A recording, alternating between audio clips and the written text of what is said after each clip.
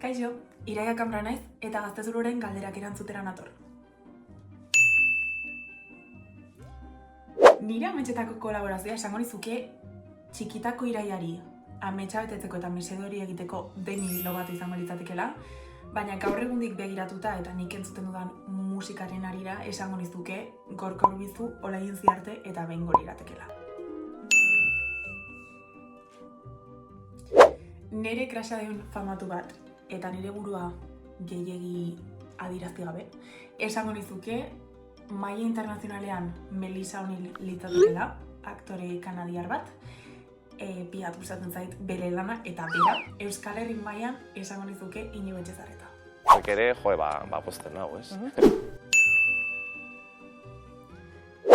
Entzuten dudala esateak lotxa ematen dian kantarik ez dagoela esango nizuke. Uste dut ez garela lotxatu behar entzuten ditugun kantetaz, denak baliozkoak direla, eta gainera esango nizuke oso ondo argumentatuko nukela zergatik entzuten dudan kantari. Baina behar bada lotxa pixka bat ematen dit esateak Birritx eta Porrotxoren dik entzuten dudala. ¡Ay, me está chipoleta, pidit!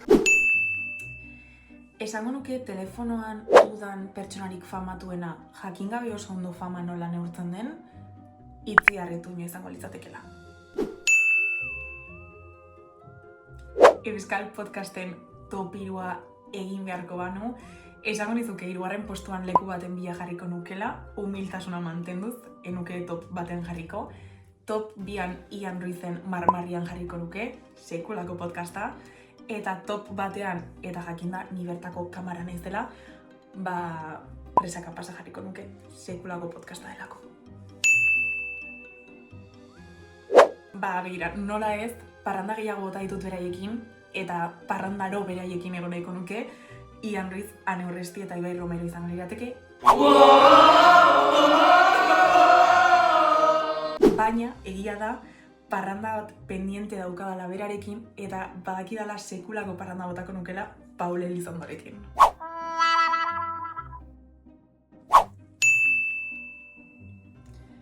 Enuke inoiz elkarrizketatuko eskuin muturreko pertsona bat, edo giza eskubideak urratu edo genozidio bat egiten duen pertsona bat. Beraz, hori esan da, enuke inoiz elkarrizketatuko adibidez Santiago Abascal edo Benjamin Netanyahu.